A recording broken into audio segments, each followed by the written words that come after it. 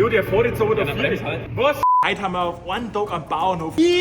Probier's aus, Alter! Okay, let's go. Und ich bin echt gespannt, vor allen Dingen hat er gesagt, der Full fahren. Jetzt langsam. Wo ist denn da Bremse überhaupt? So, jetzt geht's los. Landwirtschaftssimulator in Real Life. Und wenn du jetzt denkst, dass ich so weggefahren, Digga, ich kann nicht mehr Auto fahren. Unfassbar. Los. Du machst das schon öfters, gell? Du kannst das.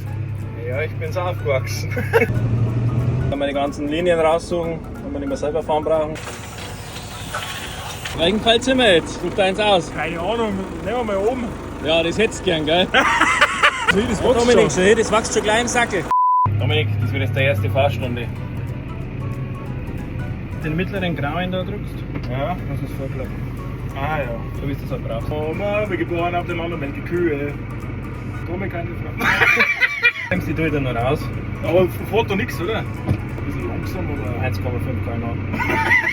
Das ist auch lustig. Oh, leck, aber die Lenkung ist ja ein Wahnsinn. Und dann, wenn ich jetzt sage, drückst du den Knopf. Okay. Jetzt. Und muss ich noch Gas geben? Ja. Der gibt ja von selber Gas jetzt, oder? Ja, du gibst Gas. Echt? Ich geb was? Was passiert jetzt? Jetzt fahren wir der Linie nach. Jo, der fährt jetzt aber da Ja, dann viel. bremst halt. Was?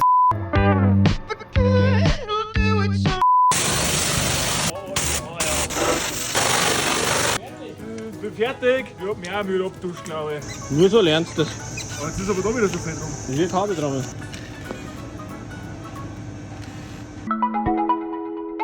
Sag nix. So, ich bin jetzt wieder daheim. Fazit zum Tag eines Bauern. Es war brutal, es war irre. Respekt an die ganze Arbeit, was sie macht. Einwandfrei. Sehr, sehr wichtiger Beruf, in meinen Augen. Sehr, sehr wichtig.